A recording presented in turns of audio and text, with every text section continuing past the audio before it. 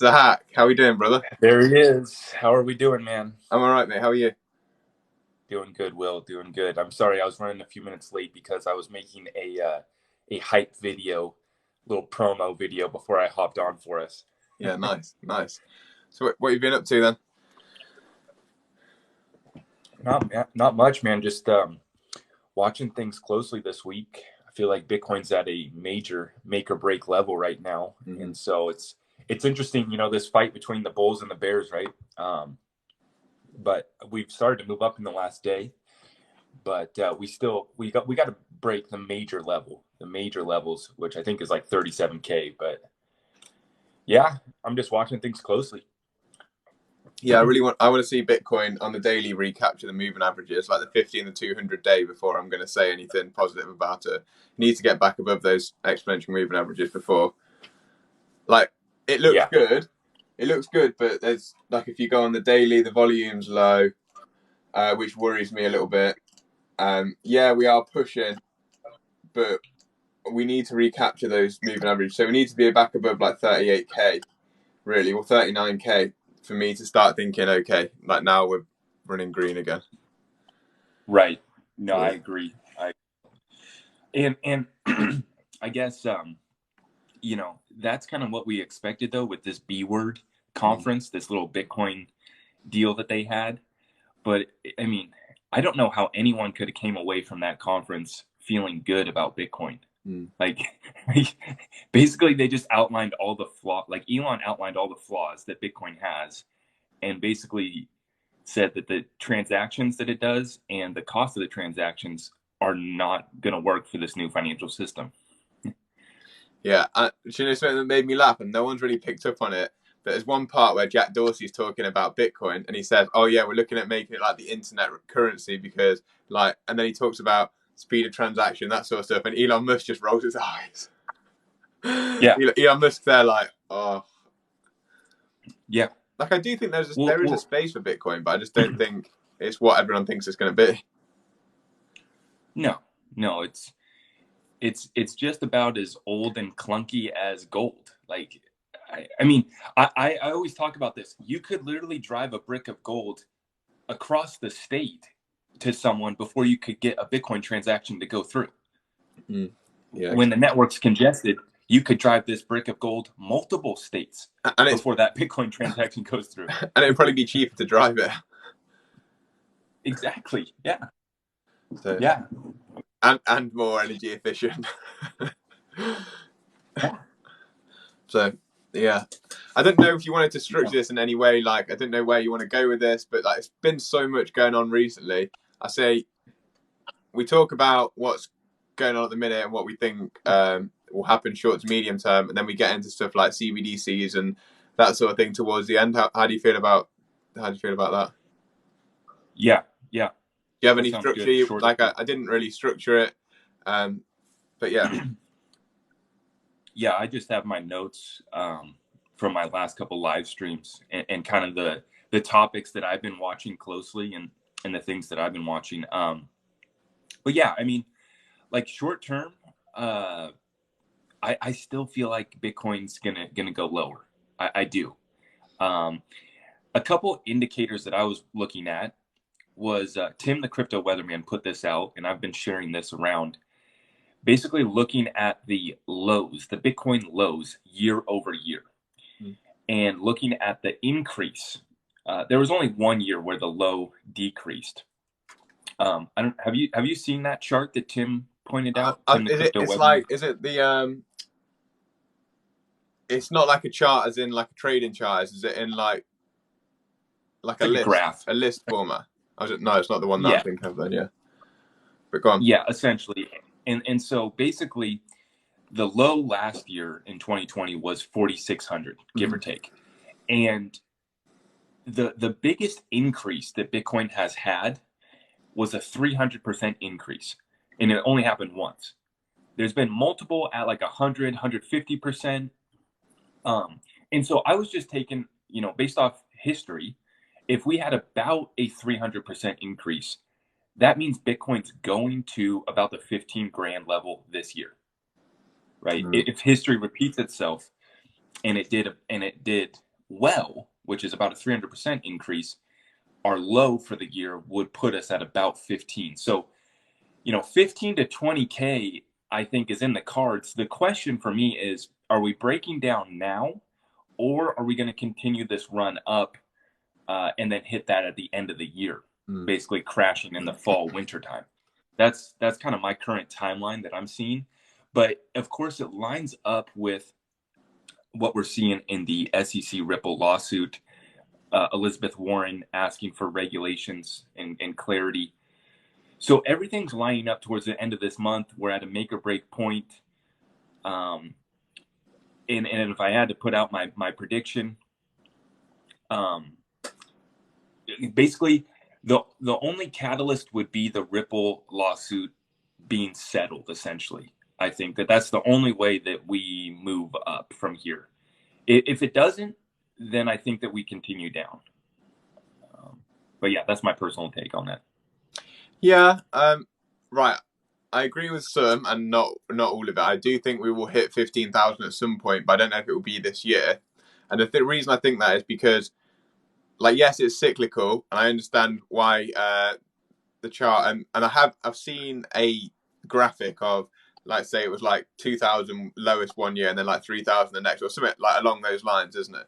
And then, but my issue with that technical analysis is that we are in like a period of like elongated cycles. So the more people that come into the market, the longer the like bull cycle will continue, the longer a bull run goes, and then so like an extension of the bull market, which might take us into next year with that low. So we might actually get through this year without setting that low. I do think what will happen is my projection personally is that we hit the end of the Fibonacci retracement, which is looking at between 75 and 80,000, and then we retrace down to the 15 to 20,000 mark. But I don't know the time period of that. It depends how long we chill out in this area. Like, we've already been in this area for like 2 or 3 months. Yeah, we haven't moved down, but we also haven't moved up. So and the market is on a knife edge, like, as you say. And you say that, well, for XRP, the thing, or the market in general, if we get some kind of clarification, a settlement could boost the market. But I have one extra piece of information that people don't have access to, and that's that article that I wrote, the Global Macro Investor. And in that article, Raoul Pal writes 28 pages on how he thinks we're halfway through the bull cycle. And that goes out to the hedge funds and the banks. So if he's putting that information out to hedge funds, banks, and global and countries' sovereign funds, then he even says in that, like, I don't know if we have a further dip, but this was from last month. It was June's article. He's like, I don't know if we have a further dip, but I think we're halfway through the run. And if he thinks we're halfway through the run, then he's putting that out there to people who are probably going to be buying at these sort of prices. Is that's my opinion on that. So that kind of backs up where my mindset was anyway with the TA that I've done. But like, I do agree with the thesis and what you're saying. I just think with the extension of the bull runs that we're having at the minute, so every like cycle seems to get a bit longer. And have you seen the like NASDAQ graphic where they're talking about like higher highs from each bull run, but also extended periods of the run? I think it will take us into next year, or maybe just late December, but early next year when we hit that 15,000. I do think we come back down to that range. I don't think we're clear of that forever. Yeah, well, in the other part of that, I agree, and I like that analysis because you have to watch what they're doing. And I put that Raoul Pal, like what he's putting out, into the category of watch what they're doing, not what they're saying, even though it's just him saying that, because that means that they're investing. They're actually going to put institutional money more into it. What I think we are seeing, though, is institutional money has been in the space. They were lying about not being in the space, but they are publicly starting to admit that they're interested in the space, which for me makes it seem like, okay, they were already in Bitcoin and Ethereum. Now they're about to transition, and we've seen some surveys that suggest this as well. They're interested in other coins. They're interested in other coins besides Bitcoin and Ethereum. And, I mean, look at what you were able to accomplish, putting out a major thesis on XRP to, Raoul Pal and his group. That's a very big deal. So I think that lends that they're looking at other ones. But the other part of this the big question is the crypto regulations. When they do hit, I mean, there's a lot of projects that are going to be in trouble. And I do believe that we will have a kind of quote unquote crypto winter once the regulations do hit. What are your thoughts on that? That's a big one. Like, I think the 28th of July is going to be like a nothing day. Like, I don't think it's not, even though that is the cutoff date, I think it's a date when they've actively put something out there for the world to see. So the world thinks or knows that they're putting something out towards regulation. But I don't think it's a cutoff date by any stretch of the imagination. I do think that they are working on regulation, and when that comes through, I don't know, but I don't know if it comes on that day. I think it's a bit too obvious for that to happen. But I very much agree that, and I think a lot of cryptos will disappear, and they'll make it difficult, especially for exchanges. And if we want to get into exchanges in a minute, like I've got my own like thoughts on exchanges anyway. But if we're talking about cryptos in general, I think that a lot will disappear. I hope a lot of the shit coins go. Not going to lie to you. I want them all. Like, I feel bad for people who invest into them. People get dragged into crypto, see someone selling them a moonshot, or even just a shit coin in general. They need to disappear. They need to go. But the one thing you can think about that is, if they go, depending on how the regulations rolled out, if they say you've got till the end of the month to get your crypto or your fiat out of this currency, and these ones have clarity, or if it does this and this and this, or has this much market adoption, or is a certain market cap already, we're not going to touch it, then you might see a lot of the market cap get pushed into the cryptos that are already not necessarily regulated, but abiding by the rules, or have more time to jump through the hoops if they're already worth like $1 billion or $2 billion. You know, that might be something that could come into play. I don't know for sure, and I know that the space is out of hand, so they're going to be quite strict on it. But they might be like, you know, with Hester Pierce's like grace period, like thing that she wrote, I've forgotten what it's called, but with that, they might say, yeah, that applies to the top 100, and everything after that, sorry guys, but there's a new process now, and this is what you got to do. Yeah.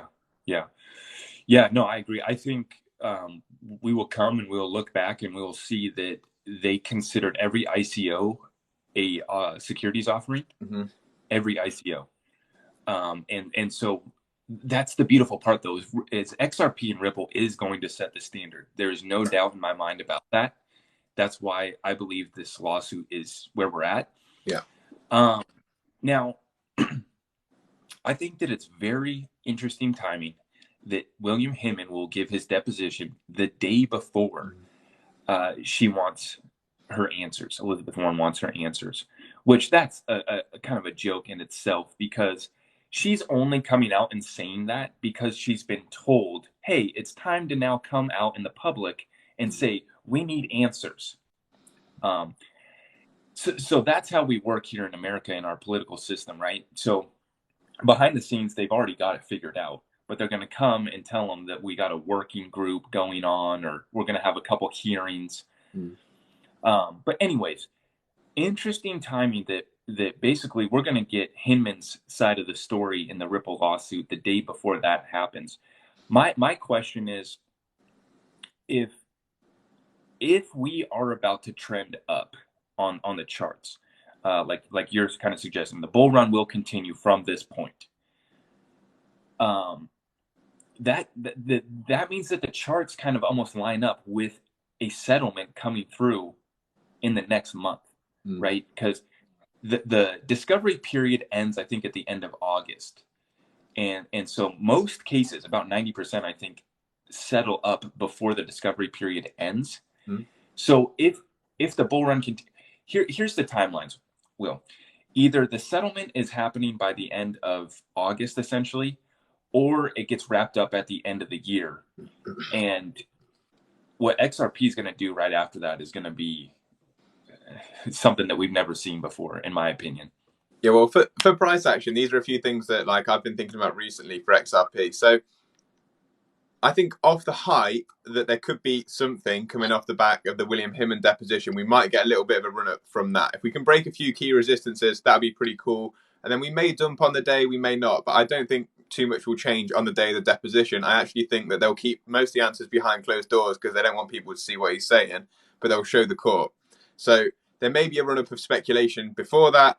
Are we seeing that now? I don't know. Potentially, could be getting priced in at this point. We've had a little bit of a run up 10% or whatever since last week. But then, so we've had a motion to dismiss for Brad and Chris, and I think that could come through. And if that comes through, that could start moving the price.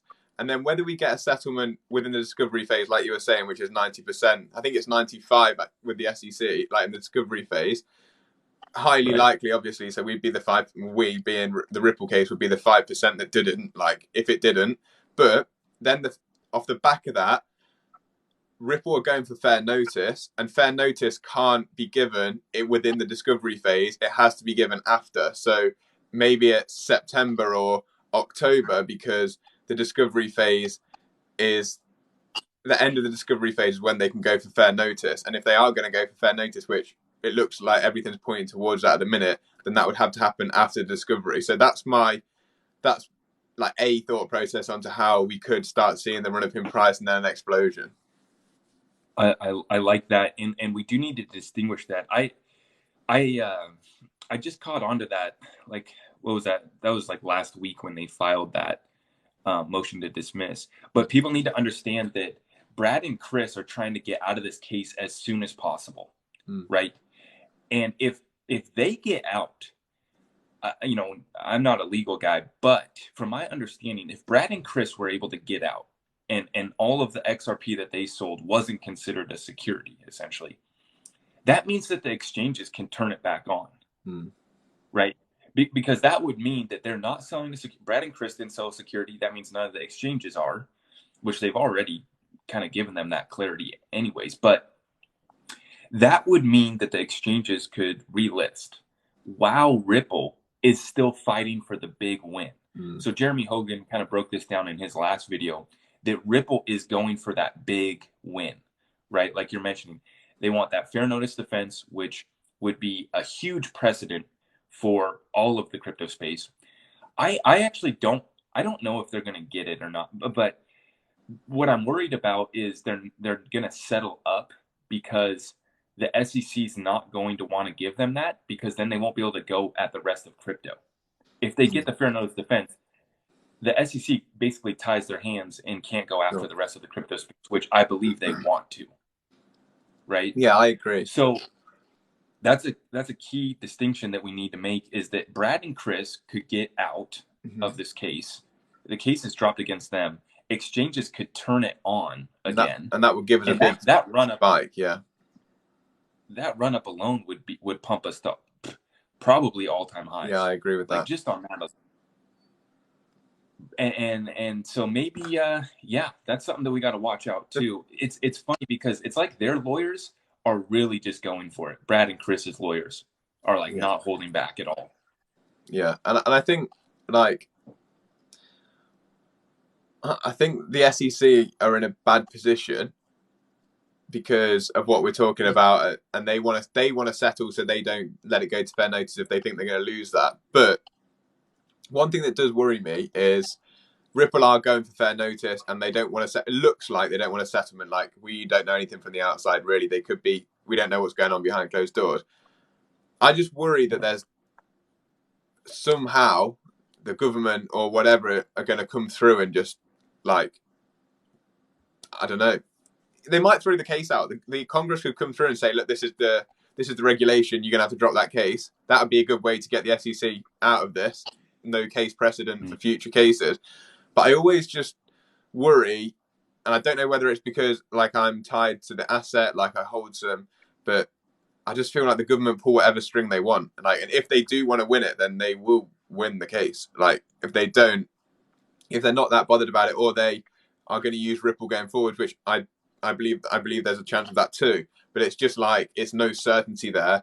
And that's what worries me about having no settlement or not a settlement coming through during the discovery phase, is like, they are trying to take, it looks like from the outside, they're trying to take it to fair notice. But do we know what's going to happen there? Have the SEC got something up their sleeve that we don't know about? Like, they're all things that just, I feel a bit like, okay, well, there's obviously a reason they took this case on in the first place. I don't think that they were being stupid when they did it. There's whatever reason you can obviously speculate on, but could there be a bigger reason, like not just keeping the price down for XRP, but could they know something that we don't, and they've not pulled that card out yet? Well, and Ripple definitely has a lot working for them in that fair notice defense. I mean, the fact that they've had an office in DC, and I mean, imagine the list of conversations that Ripple could show them in this case of, hey, Brad and David Schwartz met with Jay Clayton in 2018. I don't know if you knew that.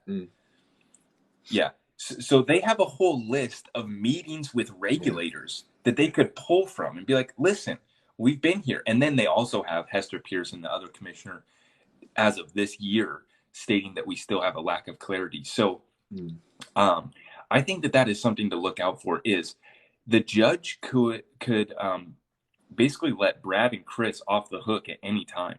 She can respond to that motion to dismiss on their behalf at any time. That could happen next week. That could happen during the discovery phase. And then that would allow Ripple to continue fighting to set the precedent on that fair notice defense. And to do with that as well is like, obviously the SEC still haven't given up the files that Ripple need that the judge granted for them to have access to. And that, coupled with the fact that the SEC didn't really want the deposition of William Hinman, obviously looks like they're hiding something. Like, really does look like that from the outside. But it just makes me think, well, the judge hasn't really gone off after the SEC and told them to give up the files. They have agreed they'll depose William Hinman, but they've agreed with Ripple on what they can ask him. So what have the SEC got here? Like, surely, like, if they think that some evidence will come out where they'll lose the case, like, they'll do anything to settle, and I think it would already be settled. And that's what worries me, is because, yeah, they could say, Ripple could say, we don't want to settle because we haven't done anything wrong. But at the same time, the SEC, if they think they'll lose, they're going to be doing everything in their power to settle at this point, aren't they? So I don't get it. There's something missing for me, a little piece of the jigsaw that I don't quite understand. And I'm not a lawyer, obviously, but from the outside looking in, it just worries me at something. I'm missing something. Well, I think we all feel that way, Will, because for at least me, and I think you kind of feel the same way too. It just feels, I don't want to say staged, but it's like, what's going on behind the scenes? Because these people have been meeting together for years. And the people at Ripple, Brad and Chris and their whole team, they don't look like they've lost 1 minute of sleep over this. Yeah, I know. They look almost too comfortable. And so that's where it's like, I've kind of been saying since the start that this case will go exactly how they want it to go. And I think the big thing is the escrow. And I think I'm still waiting to kind of see how they could actually get their hands on the escrow or what they could do. I think a very likely scenario, though, is that they're only going to say, or they're going to say that the XRP and escrow can only go to basically people with licenses or accredited investors. I think that they're going to limit where that escrow can go. That's kind of my hunch, is the escrow is the main issue in this case for them. They knew it's not a security, but they just had to hold up Ripple because Ripple's sitting on the biggest war chest almost in the whole world. I mean, you could compare it to sitting on the largest stack of gold, which the central banks are. And so, that's kind of my hunch too. It's like, it just doesn't make sense, right? Yeah, so there's something about it that I just don't. And another little thing is, how is Jed McCaleb just allowed to dump his XRP on the market and no one talks about it? Right. He's not brought into the case at all. And he crashed Mt. Gox back like 4 or 5 years ago, whenever that was. And he's just because he started a non-profit XLM, he's somehow no one cares. I don't. That really blows my mind. That does. Yeah, and they decided to burn their half a supply overnight. Just So that's a very interesting one. That was a topic that I'm doing a deep dive on this month. I'm trying to put together as much information as I can for a deep dive on Jed, but it's hard to find information on this guy. Yeah, he doesn't exist.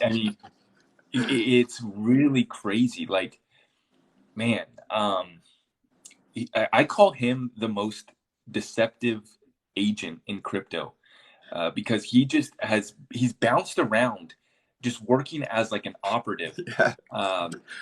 It's crazy.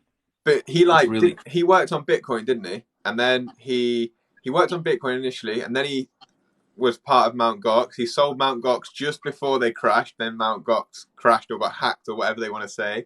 And then he worked at Ripple. Took what, five? Did he have 5 billion XRP? I think in the first place it was 2 to 5, somewhere around there. And he's been just actively selling that on the market, 1.5% of whatever the volume was he's allowed to sell. And Brad and Chris are being like sued for selling an unregistered security when there's someone else selling it at a massively higher level, and no one cares. No one cares. Yeah. But I also wonder where the SEC get all their information from. I reckon he's backdoor, like sliding something under the carpet for them. Do you know what I mean?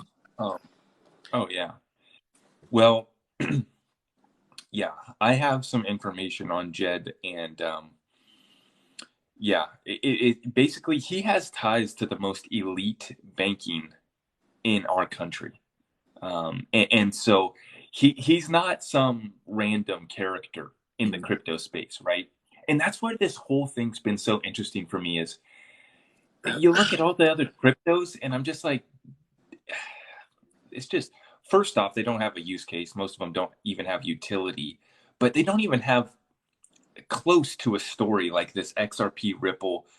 This whole thing, man, it's just been so fascinating to watch the whole thing play out over the last few years. But yeah, dude, yeah, where is Jed at? Arthur Brito didn't get brought into the case at all. Who even is he? Like an invisible person? He's probably Satoshi. It just there's too much about it. And when another thing with Jed McCaleb, whenever he gets interviewed, doesn't he look like the most uncomfortable person in the world? Like he doesn't know what to say. They ask him a question, he's like he's clueless, but he's obviously proper clever because he started both the ledgers for XRP and XLM, probably Bitcoin too. And he just looks like he's got no clue what he's talking about. And it's like someone's pulling some strings somewhere. Like I don't know what it is.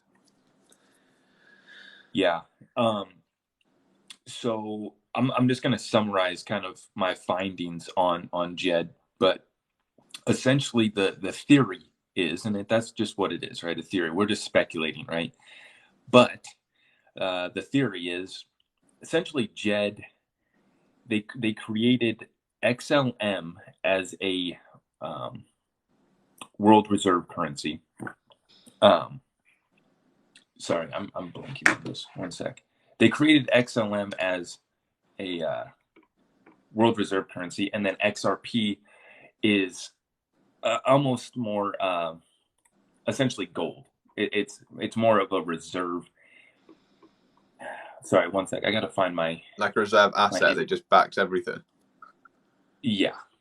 And then the XLM is what you'll transact with, like sort of. Yes, and Wassing. Thanks for the glasses, bro. Pete. Like, thanks for donations, man. Oh, okay. Yeah, that's what it was. Thank you, Jamie. I totally blanked. Okay. XLM was designed as the world reserve currency, and XRP was designed for the derivatives market. That's what it was. Okay. Sorry, I totally blanked on that. And, I've kind of alluded to that too before, but it makes sense. Because if you look at how XRP was created, you could issue an asset, basically a stable coin or a derivative on it right from the very beginning. So from the very beginning, it's been ready to handle quote unquote derivatives, right? And it had smart contracts built into it with forks. Now with Flare, we're going to get a whole ecosystem of smart contracts built onto it. Thank you for the shades. And so, yeah, I believe that XLM is meant for kind of a world reserve currency, and XRP is meant for the derivatives market, and also to be stored by the BIS and the IMF, kind of on a layer above the central bank digital currencies. So I do think that XRP could get some CBDCs, but I don't think that that's their main focus. I think the XLM, Algorand, HBAR, and Quant will get most of those. Yeah. And then on top of that, I believe that XRP will play that role as a settlement layer above all of the central bank digital currencies. Because what a lot of people don't understand is you're going to get all these central bank digital currencies, but you still need to settle up. Yeah, that's And the thing. XRP is that bridge. Yeah, that's the thing. That's the thing I don't think people get. And like, it frustrates me when people talk about RippleNet and then just like don't talk about XRP when they come into some comments and stuff and say, yeah, it's all running on RippleNet and XRP is not a thing. And it's like, I just don't think you understand what you're talking about. Thank you for the donation, by the way, Raza. Appreciate that. But yeah, it's just, oh, the way. Oh, okay, quick question. We're going to divert on this. Like, so a lot of people have been talking about this recently, and I do like the idea of Quant. What do you think Quant does fit into the system? Do you know much about QNT? So I don't know much about it. I'm looking into them right now because I see that they are ISO 222 and they're built into it, or it looks like they're in the club, basically. My concern is though it's built on Ethereum, but we've seen other successful projects built on Ethereum.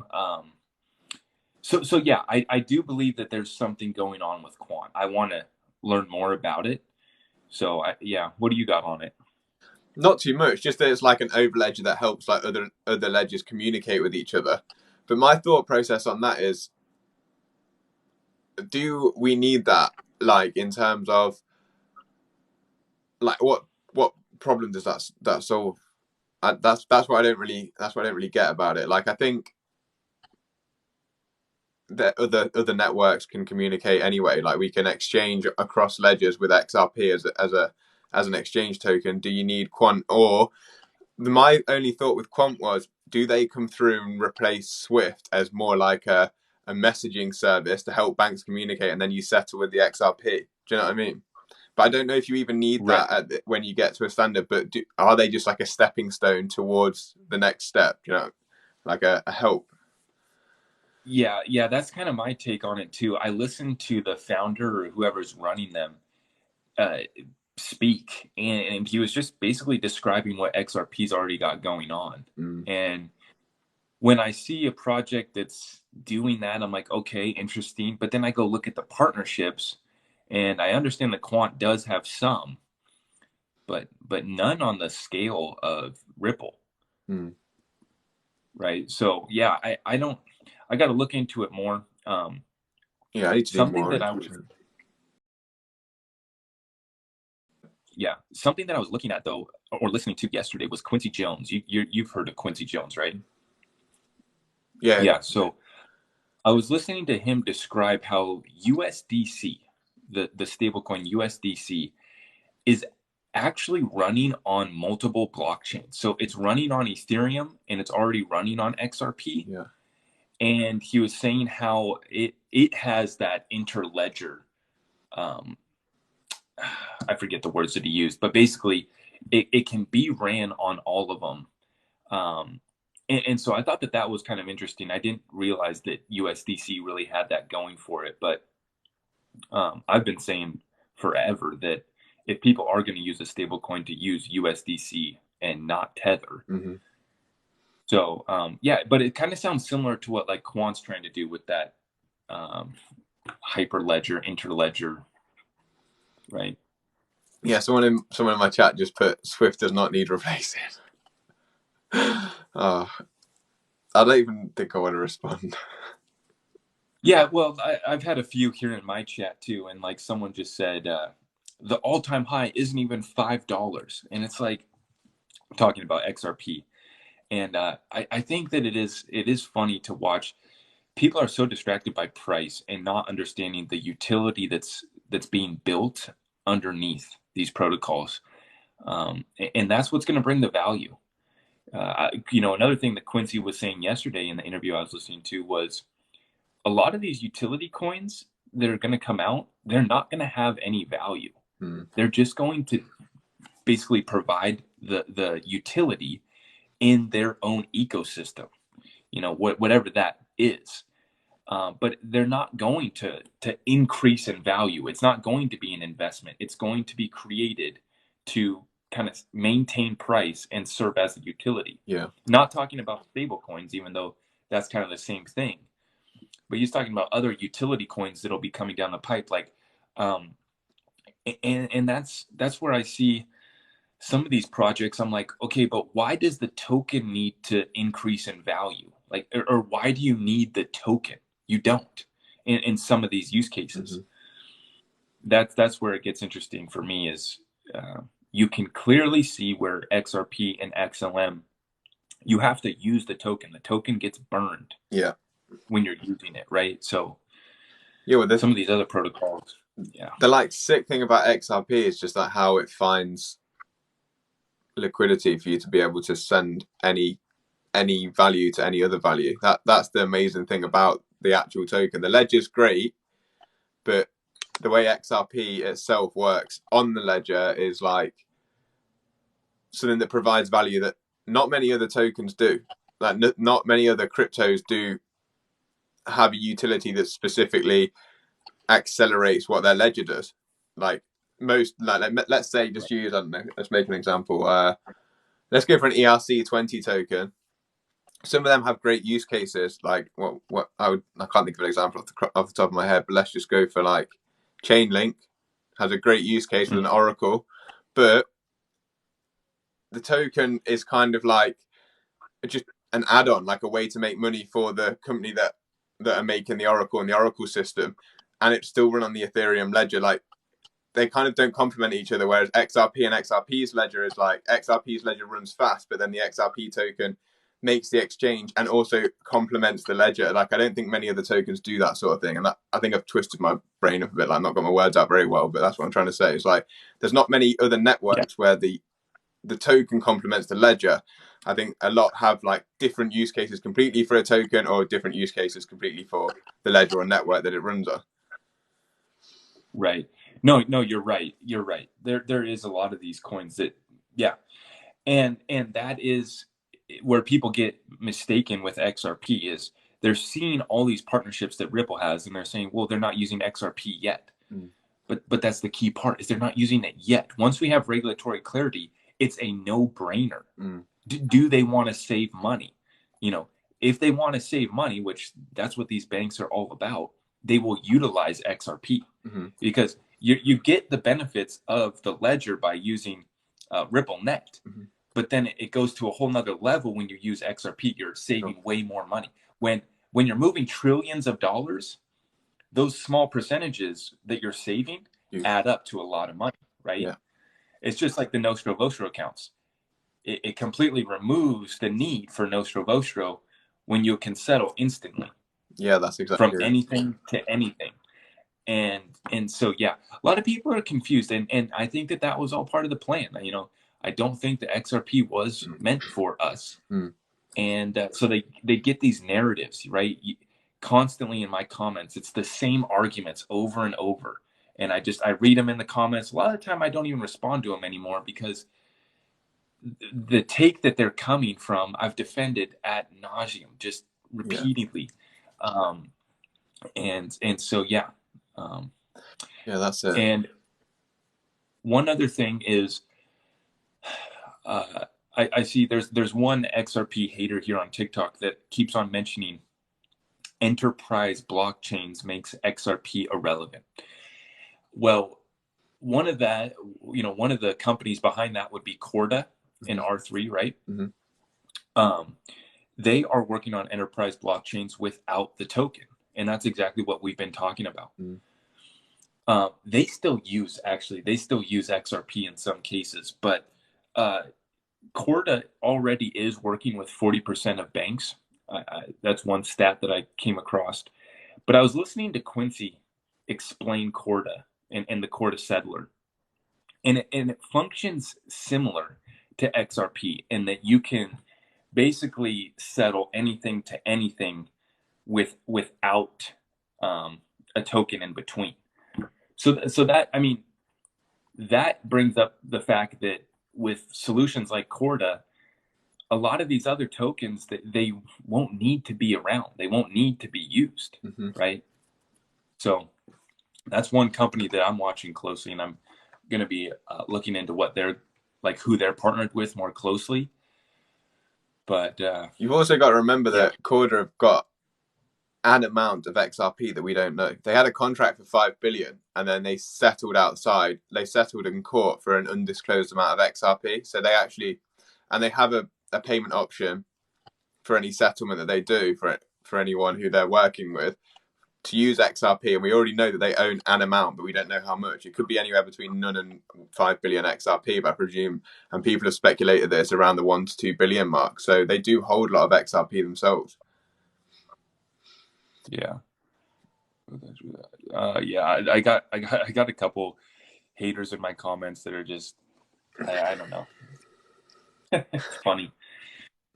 Yeah, it's funny. So, what do you think about? Someone asked me actually before, so I put the video out saying I was going live with you, and someone asked me about quantum computing, and I can touch on it straight away. I don't know what you know about it, but I just know that the only thing that I know about quantum computing is, well, I understand like how it works because I watched like a few YouTubes on it the other day. I understand what quantum computing is, but the way I've seen David Schwartz tweeted to say that they can basically just update the XRP ledger to stop like back programming, or essentially the way that they would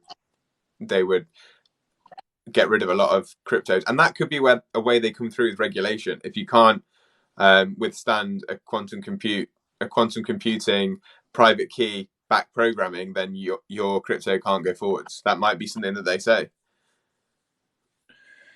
Yeah, I agree. That's something that you're not supposed to talk about because quantum computing is supposed to be 10, 20 years out, is what they tell us, right? The cancel culture will tell us you can't talk about that. That's conspiracy theory, even though we now have news articles talking about China's quantum computers. Our country now is kind of mentioning it as well. But yeah, I've listened to David say the same thing. They've already been working on making XRP quantum resistant. I don't believe that it is now, but David said that they're working on that, and they have the ability to make it quantum resistant. And so, yeah, and knowing where David comes from, NSA, I'm sure that they have been working on this for a while with the right people, aka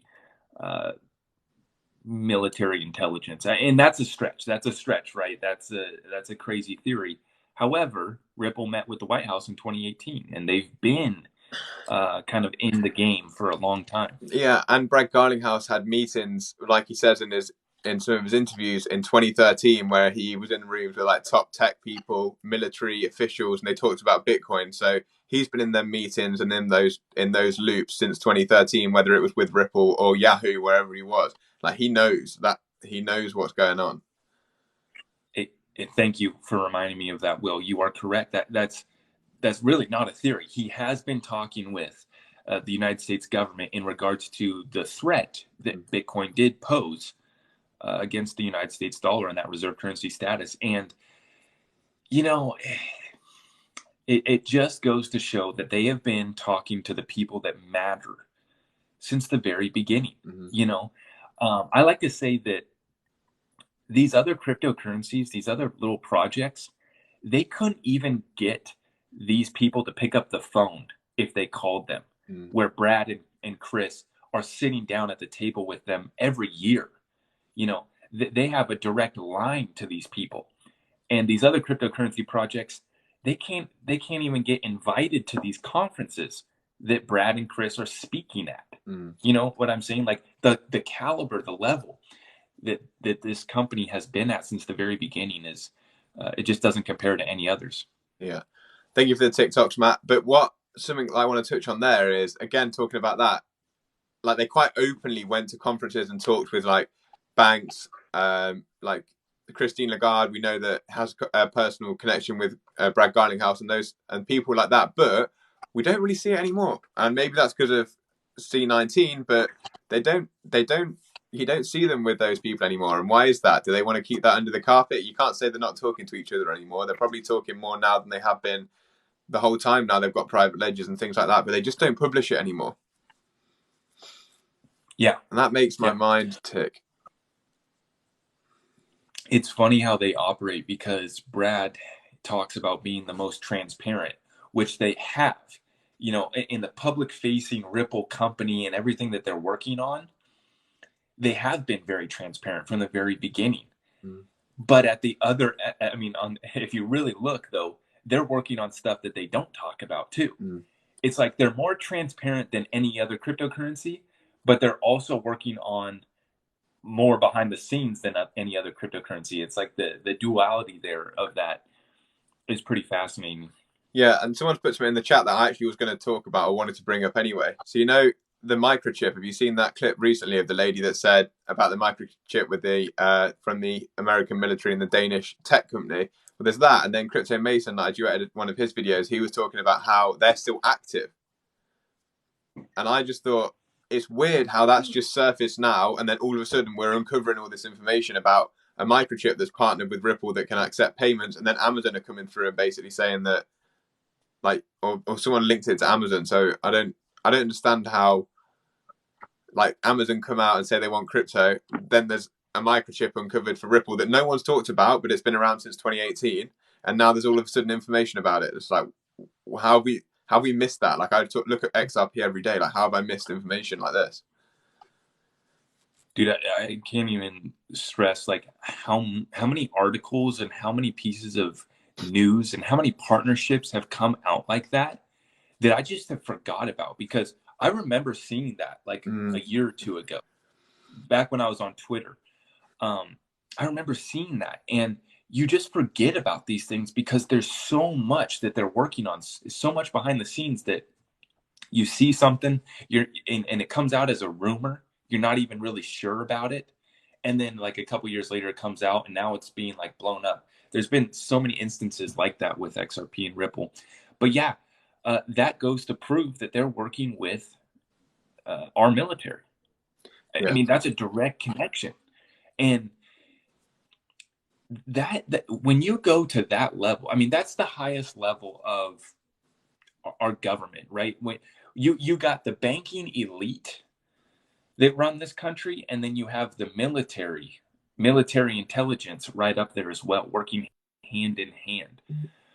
And this is where, for me, this whole currency war that's been taking place, we here in the United States, I believe that we, and I'll say this, the whole Western banking system, you know, including your country and parts of Europe too, the whole Western banking establishment, the old order, I believe that they have led us to believe that they are behind China and other countries. Meanwhile, they are building these systems with, you know, XRP, Ripple, and maybe a couple others as well. But behind the scenes, I think that they have really led a lot of people to believe that we are way behind China. And I think that that is so naive to think that they would just give up the US dollar reserve currency status without putting up a fight, without doing anything. I mean, yeah, that's, and like I've got a few things that I want to add to that, like off those thought processes while I think of it. I don't want to interrupt you, but like just really sparks it in my head. And that's we know that there's a node for Ripple that's in a nuclear bunker. I wouldn't be surprised if there is one on a satellite. So why would they be implementing things like that if we didn't need it? But then also, Elon Musk is a guy that's very interesting because of his PayPal Foundation. They were trying to build, and this goes off what Digital Asset Investor, I love watching him on YouTube. They were trying to build, so shout out to him if you watch him. But they were trying to build PayPal Galactic, and then when PayPal Galactic just sort of disappeared. But then if you look into who they're invested into XRP and XLM. So is there something coming with space? Like, that's something that really makes me think, okay, why is Elon Musk smashing this Starlink program so hard and no one's really talking about it? Like, what's going on up there? What's going on? Why do we need nodes in nuclear bunkers if it's not going to be a system that's going to be rolled out? Were they just doing that for fun? Things like that. Like, come on, man. I'm glad that you mentioned that, because in the B conference, or the B word conference that he had, he mentioned the fact that they were thinking about putting, they said, Bitcoin nodes on satellites. Why the hell would you put a Bitcoin node on a satellite? What a waste of time and energy. But yeah, he's talking about it, putting nodes. He mentioned it in the B word conference. You know, it's funny. The takeaways that I got from that were like the complete opposite of what most of the crypto space and the Bitcoin maxis kind of got from it, which was kind of funny to me. But basically, what I took away from that is that Bitcoin's not it. He holds Ethereum and Doge, but he wants faster transactions, more transaction throughput, and less cost. And XRP, XLM, and others are already doing that. Yeah. So why would we work on improving Bitcoin, right? And then he said the nodes in space. Why would we put old tech on this new tech that really isn't even going to help it speed up that much more? Yeah. I mean, it doesn't make sense. And actually, I just thought of something else that I wanted to mention that we didn't talk about earlier, and that's going back to the deposition of William Hinman and the fact that he now works for the crypto fund that Andreessen Horowitz owns, and Andreessen Horowitz is initial investor into Ripple. And if he was, let's just say speculation wise, he was taking payments from Ethereum Alliance because like just for fraudulent reasons. Let's just say he was. I'm not saying that. Let's just put a hypothetical scenario out there and say that he was doing that. 15 million or what was it, 1.7 million a year in pension funds from Ethereum Alliance, to come out and say that it's not a security. Do you think that same person who's now on the payroll of someone who is going to come and depose him, or the same person is not going to say exactly what they want? Whatever they want him to say under oath or whatever, he will say if they want him to say it. And that's something that I think people are overlooking. Like if Andreessen Horowitz comes in and goes, Bill Hinman, you'll get this amount of money. You'd say this in this case. He'll say it from what it looks like from his past. So that's something that I think people need to be aware of, is that anything he says on Thursday, he's allowed to say from who he works for, and he will say whatever they want him to say. So if they don't get anything from this deposition, they didn't want anything. Do you know what I mean? Right. That's something that... Yeah, no, I agree. That's the same thought process that I'm on with it. Is they've already agreed on kind of the terms of what can be asked. Like it only took them like a day or two to agree on where the privilege was going to take place, where he can't answer. It didn't take them long to figure that out, which, you start to put all this together and it's like, okay, Bill's going to go tell what needs to be said. And that's why okay, so let's not wrap this up. Don't worry, guys, we're going to be here longer. But I want to bring it back to what we were talking about earlier, in that if Hinman says kind of what we're thinking he's going to say, Brad and Chris are going to get out of this case, I think, here soon. Like I'm starting to lean towards this scenario where Brad and Chris get out before discovery's over, and Ripple continues fighting the big fight. Mm-hmm. And that, for me, is a big unknown. We don't know how far they'll take it. We don't know, because Ripple's not trying to step on anyone's toes when it comes to the new financial system, when it comes to governments. They're trying to welcome everyone. I like to say, when you show up with the best tech, with the best deal to the table, the opposing side has no choice but to accept your terms and accept your deal, right? And I think that's kind of where we're at. So that's kind of my current prediction. Brad and Chris get out of the case, and Ripple goes on to fight the big one, and who knows where that's going to go. But if Brad and Chris get out of this in the next month before discovery's over, I think you're right. We're going to pump soon. In that instance, we would be pumping hard. Yeah, I agree. Do you know what this kind of reminds me of is, do you remember that when there was that pump and dump group that was announced while we're under SEC suit, like back in January or whenever it was, before our first pump, like maybe it was February, someone created a pump and dump group, and we pumped and broke through the resistance and then wicked down. I feel like we'll have something like that with the anticipation of the deposition. We'll pump, break through a few resistances, come down, and then we'll have the dismissal of the case for Brad and Chris, and then we'll smash through. Like, I think we'll pump up, let's say $1, $1.20 off maybe this week, or maybe not as high as that, maybe up to $1, come back down to like 70-ish cents. Then we'll have dismissal of Brad and Chris and just take off. and that's what I think will happen. And then we may correct again off the back of that, obviously, but that's where I think we could have some big price action in the next immediate term. I would like to see that too, but I also think that's a highly possible. Yeah, I agree. I've always said that we will get a pump before this case settlement gets announced. But I think that in this instance, we would get a pump before Brad and Chris get out of the case.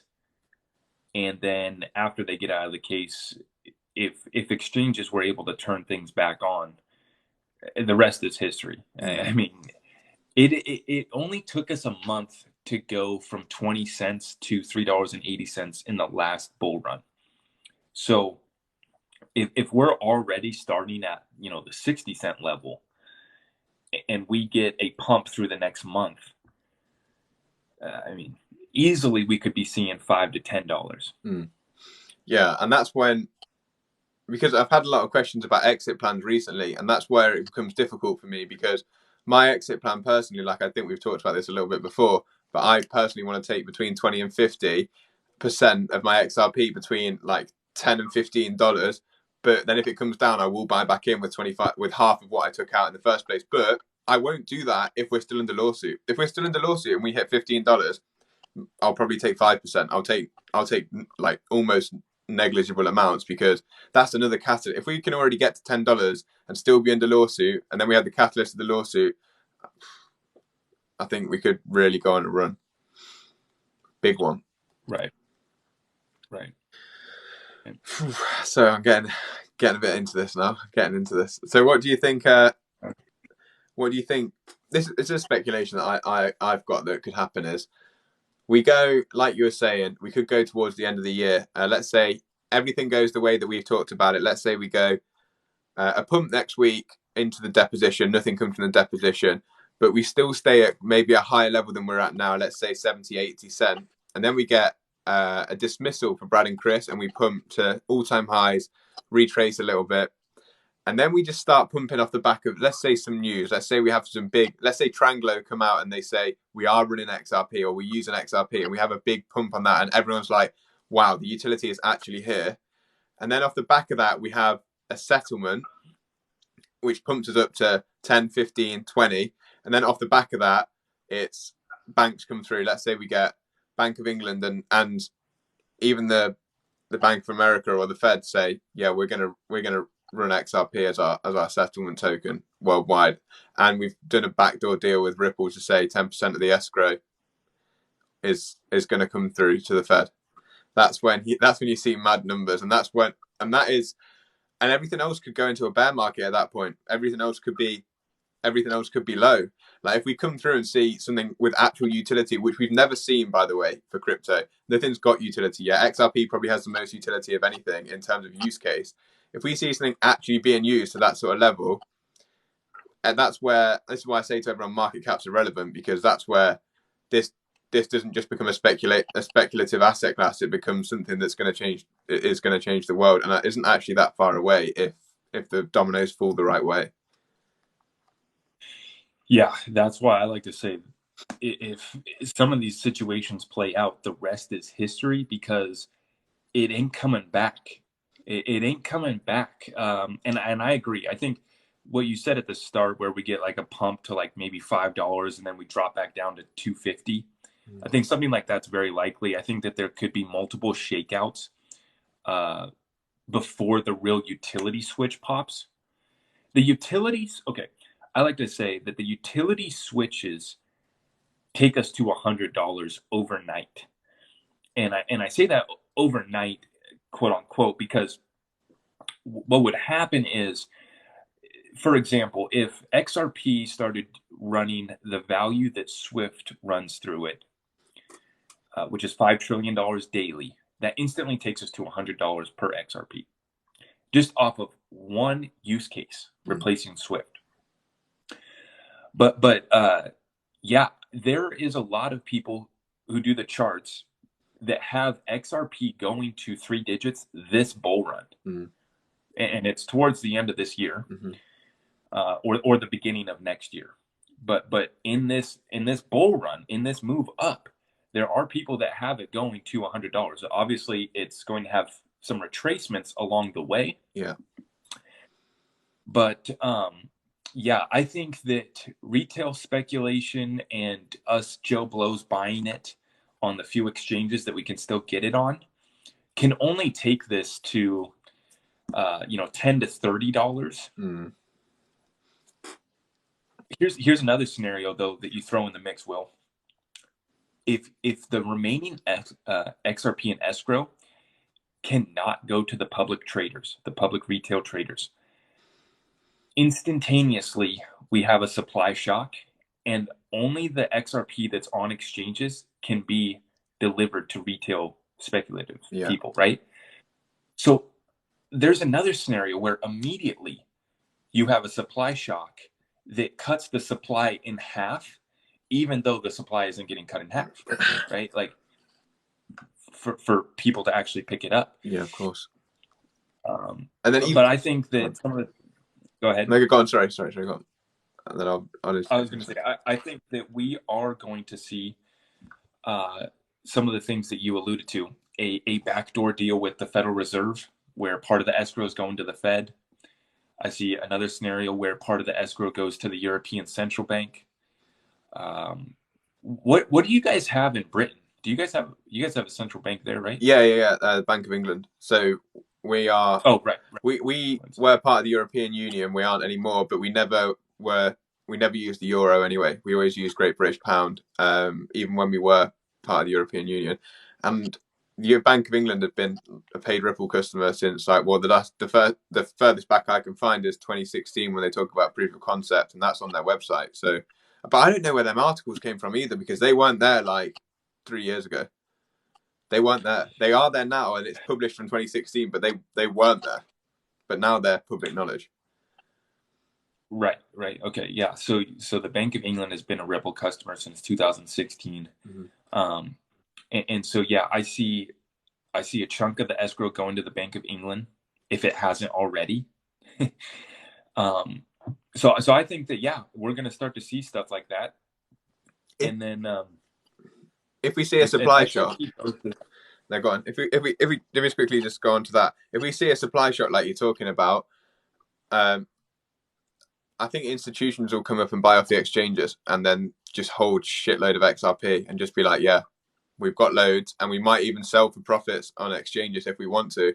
But the people with all the cash, hedge funds, scoop all the liquid supply off the exchanges and just get rid of the order books, and then people can't even get their hands on XRP, and they can sell it for whatever price they want, basically. And then at that point, I think that there had to be some interjection to say that it's got to be traded in a certain way, like all of it, not just the 50%. If the 50% from escrow gets locked for accredited investors or just institutions will come through and buy out the order books of the XRP in the exchanges, because it will be cheaper and more accessible, but then that'll also push the price up for us. So I think that there could be a madness that happened really, really quick, like you're saying, a flip of the switch almost overnight sort of thing.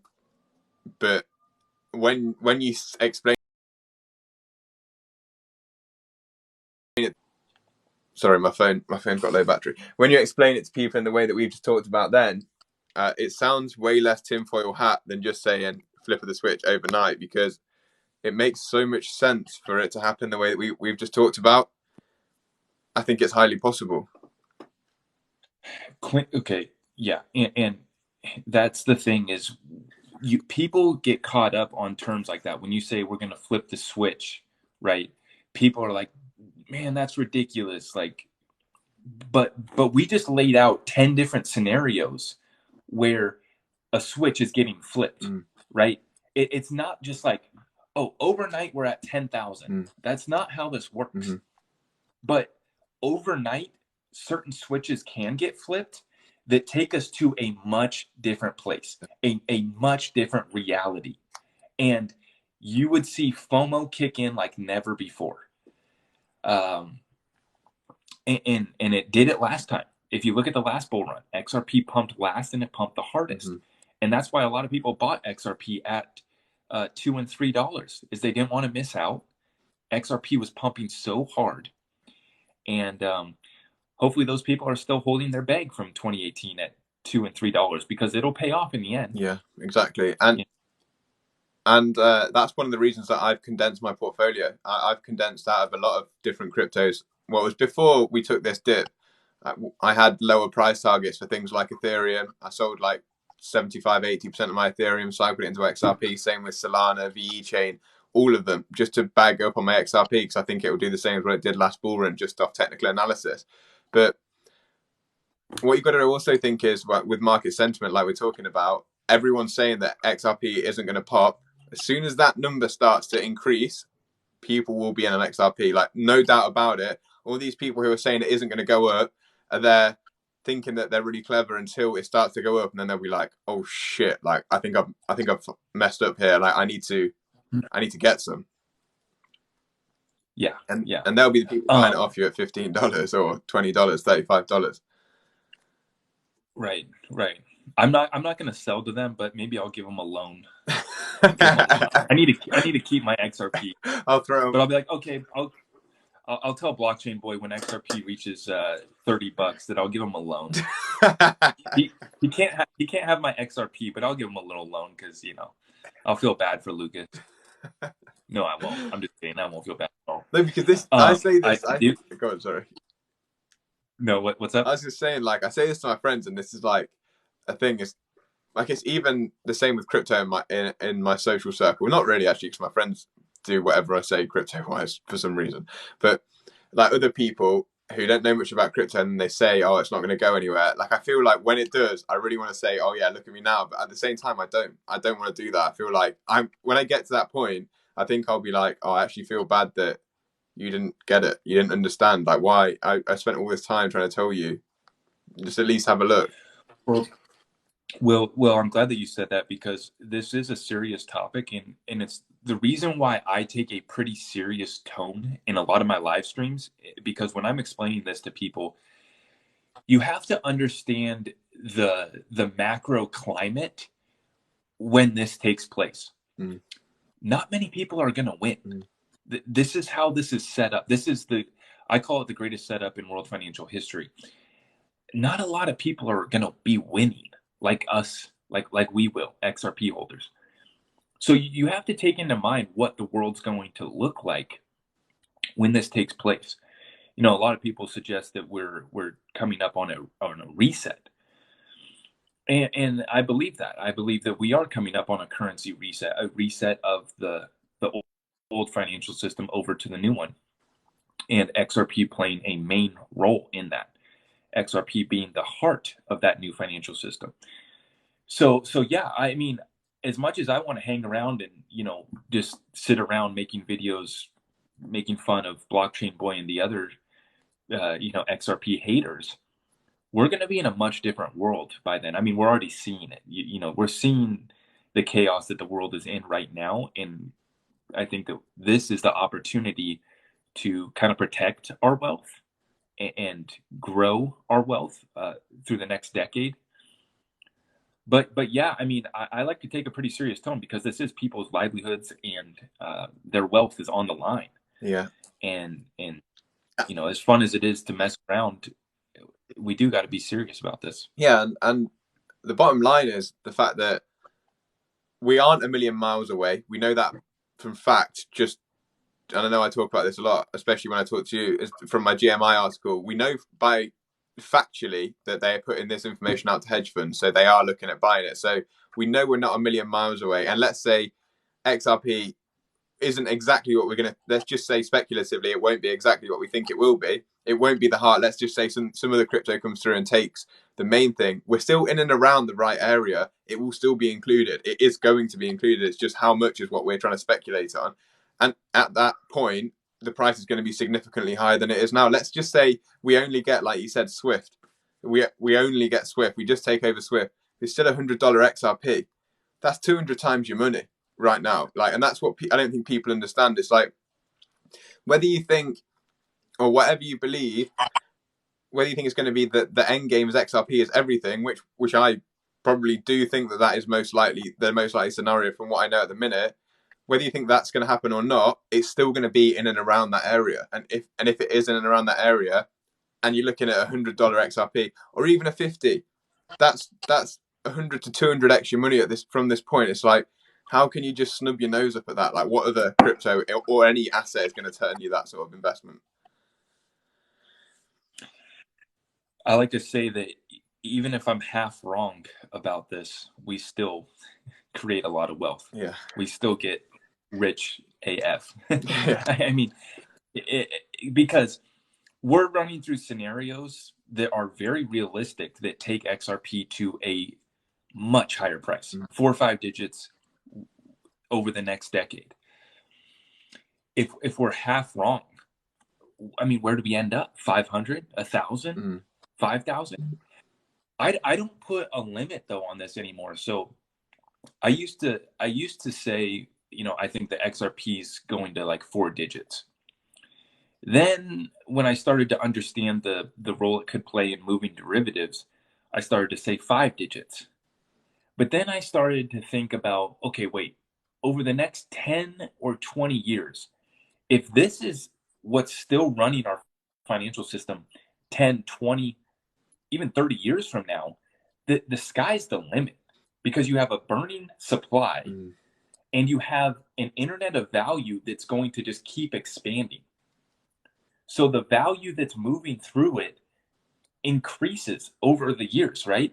While the supply decreases. I mean, so there's no telling. And, it's obviously really ridiculous to throw out that XRP could reach 6 digits. But if you really think, if they make it quantum resistant and it lasts 10, 20 years, and 99% of cryptos go away after regulations and we find out that they don't have any utility, where is all of the money going to flow through? It's maybe one handful of cryptocurrencies, maybe 2, right? Like maybe a dozen cryptos are going to run this new financial system. But I think that it's going to be even less than that. Yeah, I completely agree. It's just hard to tell people over and over again you don't want to hear. That's the thing that I find that difficult, especially at the minute, is that a lot of people don't want to hear it, and I just feel like I want to tell people to just do some research onto it, and that's it. Like, I'm not trying to push my idea down your throat. And I don't say anything that isn't factual, and that's what I don't understand. It's like people come and argue with your information, and it's like I'm literally just reading like a fact. Right. I wanted to go back to your exit strategy, because yours differs from mine. And I like what you said. I think that, so where I'm at. I personally, I want to sit on my bag forever and leverage it, take out loans against it. That's how I plan on, using it to get some cash flow or whatever, get some liquidity. But I strongly believe that I want to just lock away my piece of this blockchain forever, and I'll be able to use it and leverage it forever. Now, I do understand, where you and others are coming from in taking some profit, taking some off the table. But I like what you said, though. If we're still in the lawsuit, I like that you say you're going to keep and not sell off, 25% of your bag or whatever. But can you just run us through your exit strategy, where you're coming from? Sure. In regards to that? Yeah, sure. So let me just say one thing to start with. If any bank comes out and offers me a loan against my XRP at any percentage, let's say they offer me, say it's my 100% of my value is worth, I don't know, just go for 100 grand, and they offer me 10,000, but the whole collateral has to be all my XRP against that, I'll take that. If I get to keep my asset and I get cash for any percentage, as long as I can rebuy my XRP back from them, at the same price as what they send me the loan on, I will take any percentage as collateral against XRP. If they say we get to $10 and then they give me they say, oh, we can give you 10% loan against XRP as your collateral for the loan, I take that every day. It's free cash. It's tax free, obviously. They'll probably give me a negligible interest rate on it, because otherwise I won't take it. But if they do, it goes into property. The property pays back the loan. And not only then have I got my XRP, but I've also got my property. So that's absolute no-brainer for me. So if we get into a position, which I think probably we will, but I don't know how fast it comes, where banks will start giving you loans on your crypto, then it's game over. Like, I don't sell anything. But if we don't, you'd be in the same boat as me. I see. Yeah. If we don't, in the time period of this year, I think it'll be this year when we hit double digits, I will take a percentage. Again, okay. We'll say we're out of the lawsuit. Let's say we have a settlement. I will take off the back of a settlement. I will take 10 to 20%, around $10. I will then take another 10 to 20, around 13, and then another 10 if we go 15 or above. But then if we come back down, I will keep half of what I've taken out there and rebuy at the point where I can get the bag back to exactly what I had in the first place. So then I'll just have cash in the bank and the same amount of XRP. If we don't, I'll still have 50-ish% that I'll just let go forever. And I will keep the cash on the side of 50% of what I withdrew. And I won't cash any out further than that, because at some point in the future, they will offer loans against crypto, but it's just when.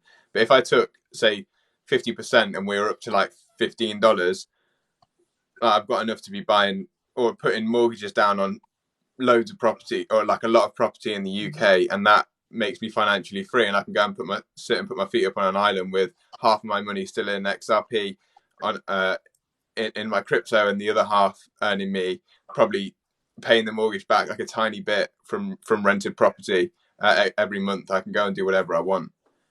I mean, I'll probably still do crypto because I actually really enjoy making content, but that's where my mindset is on that. Yeah. Sorry, one last thing. Unless we get offered better DeFi rates. If we get offered DeFi rates of like locking up your XRP for 4 or 5%, I'll probably do that. If we get clarity on stable coins, we sort out fiat currency a little bit, and we get 5 to 8% on a stable coin, why wouldn't I just lock my capital in there instead, like that? So they're all swings and roundabouts that I haven't like completely pressed in. But sorry, you go. I want to hear yours. Excuse me. Yeah, no, I like your strategy. I think it's smart. I think the key thing though is, for me, I chunked up my money, and this is my investment bucket, right? Like, so say if I were to ever, take some money off the table or take a loan against it, I'm not going to take a loan against my XRP to buy a Lambo, right? Like I'm going to keep it in my investment bucket. And so, like you said, you go into property. For me, I'm looking at more businesses. I already have a landscape business that I run full time, but looking at purchasing more businesses, more real estate, that's for me. It's just keeping it in your investments. If even if you can't get as good of a return as you will on your XRP, you would at least have some diversification if you went into real estate or purchased another business. So for me, that's kind of what my plan is, not to really cash out, because I never, the whole point, right, is to get out of the fiat system. For me, is to stay out of it, to stay into like hard assets. I wouldn't even say keeping my money in investments. For me, it's about keeping my wealth in hard assets that are going to maintain their value for the rest of my life. So yeah, and that's a strategy that I hear from a lot of people, is going into real estate and others. I think that is the move. Sorry, I just got a phone call. That's okay.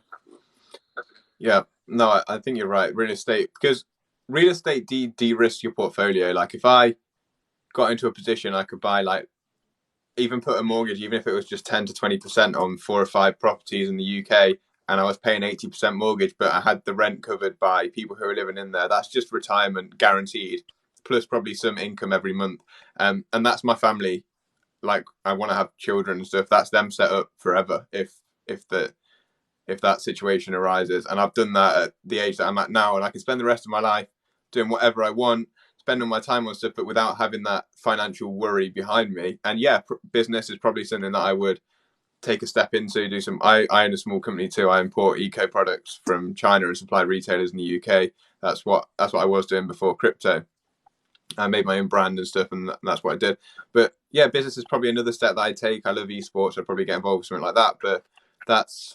But if you can lock in your wealth at a relative value to whatever, so like property, the thing with it is, even if the housing market crashes, it's always going to be relative to whatever is happening in the economic circle in that country anyway. So if the housing market crashes in the UK, all the houses are going to be worth the same. People still need somewhere to live.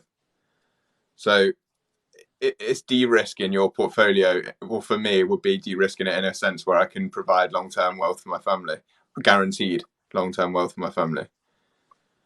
Yeah, and I want to say, because people are asking about staking in my comments. For me, I'm not comfortable letting any of these other platforms secure my XRP right now. And I'm also not trying to get a 5% staking reward on my XRP. I am here for 5,000% gains, not 5%. So, and a big thing for me is the security. So, a lot of the crypto kids wouldn't like me for saying this, but I won't be staking my crypto on probably any of these DeFi platforms unless they've been around or partnered with major custody solutions. Like I will be comfortable putting my crypto, basically staking it or getting an interest rate when I can stake it with Standard Charter Bank or like a major financial institution, which I know that goes against the crypto philosophies, but for me, you're holding on to gold. You're holding on to the gold of the new financial system, and so for me, security really matters, and I'm also not here for a 5% or even a 10% staking reward. So, yeah, and at some point, that's where I think that we will be able to get a return off of our XRP just off of custodying it with one of these major banks or financial institutions or the new big DeFi platform that comes out, which I think a lot of these will go away. I was listening to Quincy yesterday explaining how a lot of these platforms are just Ponzi schemes. These DeFi platforms, they're just Ponzi schemes because the returns, like, how can you realistically give someone an expectation of a 9% return forever, right?